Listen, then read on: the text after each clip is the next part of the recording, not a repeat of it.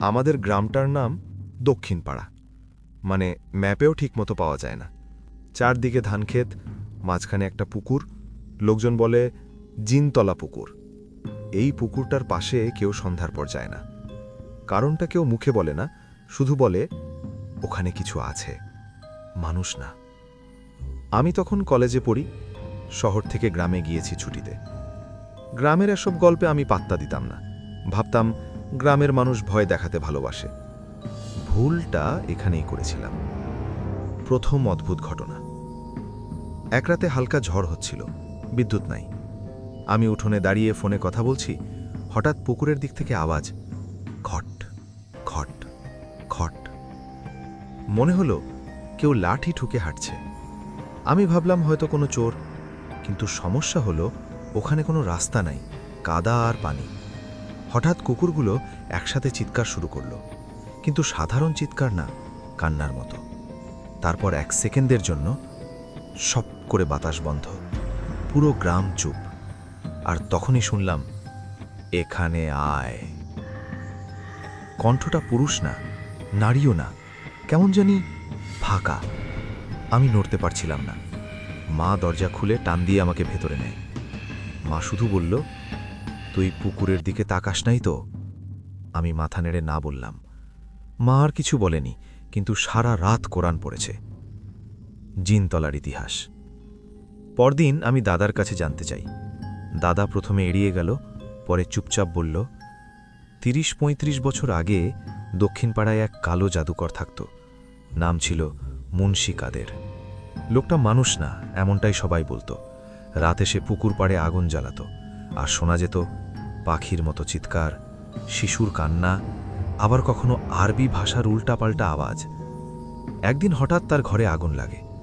লোকজন দৌড়ে গিয়ে দেখে ঘরে কোনো লাশ নাই, শুধু পুকুরের মাঝখানে একটা কালো পাথর ভাসছে। সেই রাতের পর থেকে 3 জন মানুষ নিখোঁজ, 2 জন পাগল, 1 জন আত্মহত্যা। গ্রামের হুজুর বলেছিলেন, ও মরেনি, ও জিনদের সাথে চুক্তি করেছিল। আমার সাথে যা ঘটল। তৃতীয় রাতে আমি ঘুমাতে পারছিলাম না। হঠাৎ মনে হলো কেউ জানালায় দাঁড়িয়ে। চোখ খুলে দেখি কিছু নাই, কিন্তু কানে ফিসফিস, তুই আমাকে দেখেছিস। আমি ঘামতে লাগলাম। হঠাৎ শরীর ভারী, বুকের ওপর চাপ, ঘাড় ঘোরাতে পারছি না। আর তখন দেখলাম একটা ছায়া, মানুষের মতো, কিন্তু মুখ নাই, শুধু চোখ। চোখগুলো আগুনের মতো লাল। ও বলল, পুকুরে আয়, সব সত্য দেখাবো।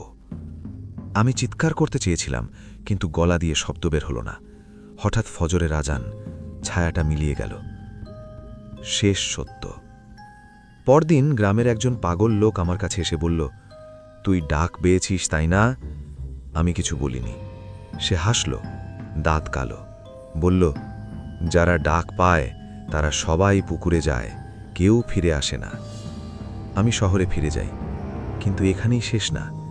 আজও মাঝে মাঝে ঘুমের মধ্যে পানির শব্দ শুনি, আয়নার পেছনে ছায়া দেখি, ফোনের স্পিকারে ফিসফিস আওয়াজ আসে। আর সবচেয়ে ভয়ঙ্কর, গত সপ্তাহে গ্রামের খবর পেলাম, জিনতলা পুকুরের পানি আবার লাল হয়ে গেছে। লোকজন বলছে, ও আবার কাউকে ডাকছে। যদি কখনো রাতে পানির ভেতর থেকে কেউ তোমার নাম ধরে ডাকে, পিছনে তাকাবে না, কথা দেবে না, আর কখনো অনুসরণ করবে না, কারণ ডাকটা মানুষের না। ঠিক আছে, তাহলে আরেকটু ভেতরে নামি। এখন থেকে যা বলছি, এটা শোনার পর অনেকেই আর একা ঘুমাতে পারে না। দক্ষিণ পাড়া জিনতলা, পর্ব 2, যারা ফিরে আসেনি। আমি শহরে ফিরে গেলেও দক্ষিণ পাড়া আমাকে ছাড়েনি। রাতে ঘুমোলেই একই স্বপ্ন। আমি হাঁটছি, চারপাশে কুয়াশা, পায়ের নিচে কাদা আর পানি, আর সামনে সেই পুকুর। পুকুরের মাঝখানে দাঁড়িয়ে একজন লোক, গামছা পরা, শরীর আধা পুড়ে যাওয়া। সে মুখ তুলেই বলে, তুই তো কথা দিয়েছিলি, আয়। আমি ঘুম ভেঙে চিৎকার দেই। সত্যটা জানতে ফিরে যাই। শেষমেশ সাহস করে আবার গ্রামে যাই। এইবার সরাসরি যাই সেই পাগল লোকটার কাছে। নাম নানু পাগলা। গ্রামে সবাই জানে লোকটা পাগল হলেও সব জানে। আমি বললাম, চাচা, যারা নিখোঁজ হয়েছিল ওরা কোথায়? নানু পাগলা হেসে বলল, ওরা নিখোঁজ না রে বাবা, ওরা নিচে থাকে। আমি জিজ্ঞেস করলাম, নিচে মানে? সে মাটিতে আঙুল দিয়ে গোল করে আঁকল, পুকুরের মতো। বলল, পুকুরটা গভীর না, কিন্তু পথ আছে, ওইটা দরজা। কালো জাদুর চুক্তি। নানু পাগলা বলল, মুন্সি কাদের একা কালো জাদু শেখেনি, সে 7টা জিনের সাথে চুক্তি করেছিল। চুক্তির শর্ত ছিল, প্রতি বছর একটা মানুষের আত্মা, রক্তের বিনিময়ে শক্তি, দরজা খুলে রাখবে। কিন্তু 1 বছর সে কথা রাখেনি, তাই জিনরা তাকে পুরোপুরি নেয়নি। সে এখন আটকে আছে 2 দুনিয়ার মাঝখানে।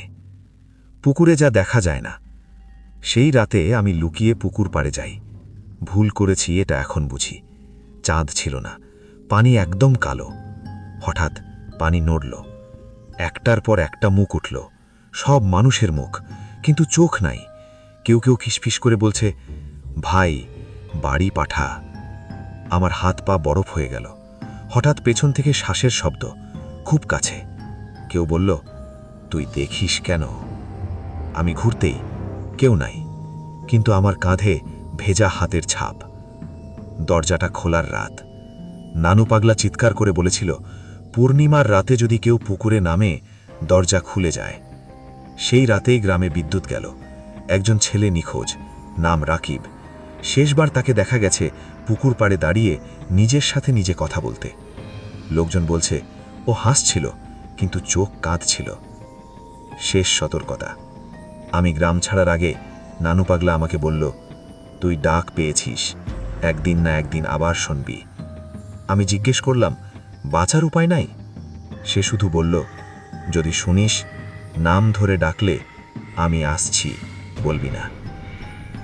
আজকের কথা। এখন রাত 2:40। এই গল্প লেখার সময় আমার ফোনের স্পিকার থেকে হঠাৎ পানি পড়ার শব্দ আসছিল। কল লগে কোনো নাম নাই, শুধু একটা ভয়েস মেসেজ, এইবার আর দেরি করিস না। আমি শহরে ফিরেও শান্তি পাইনি, কারণ সমস্যা জায়গা না, সমস্যা ডাক। রাতে ঘুমোলেই মনে হয় বিছানার নিচে পানি জমছে, হাত নামালে ভিজে যায়। বাস্তবে না, কিন্তু ঘুমে একদম সত্যি। রাকিব কি দেখেছিল? গ্রামে ফোন দেই রাকিবের বড় বোনকে।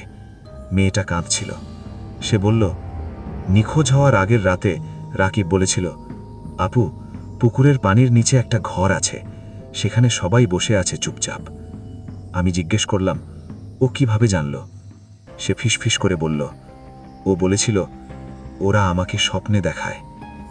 সেই রাতে যা ঘটেছিল, পূর্ণিমার রাত। গ্রামের কয়েকজন সাহস করে পুকুর পাড়ে যায়। আমি ছিলাম না, কিন্তু যিনি ছিলেন তিনি পরে সব বলেন। রাকিব দাঁড়িয়েছিল পানির একদম কিনারায়, পানি হাঁটু পর্যন্ত।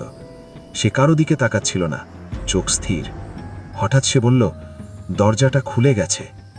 তারপর একদম স্বাভাবিকভাবে পানির ভেতর হেঁটে নামতে থাকে।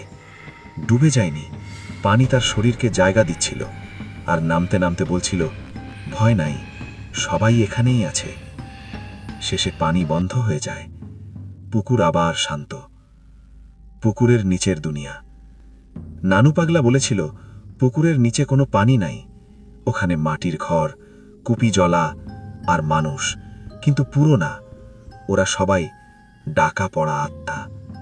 ওরা নিজেরা কথা বলতে পারে না, কিন্তু জিনদের দিয়ে ডাক পাঠায়, কারণ নতুন কেউ না গেলে পুরনোরা শান্তি পায় না।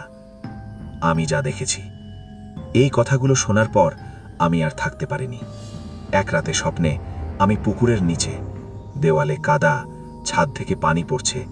হঠাৎ দেখি রাকিব বসে আছে। সে আমাকে দেখে হাসে, বলল, ভাই, এখন আর ভয় লাগে না, শুধু একটু ঠান্ডা। আমি তাকে টানতে গেলে তার হাতের চামড়া আমার হাত থেকে খুলে আসে, ভেতরে কালো ছাই। আমি চিৎকার করে উঠি। দরজা বন্ধ করার চেষ্টা। গ্রামের হুজুররা একবার চেষ্টা করেছিল, কোরআন পড়ে দোয়া দিয়ে, কিন্তু মাঝপথে পুকুরের পানি ফুটতে শুরু করে।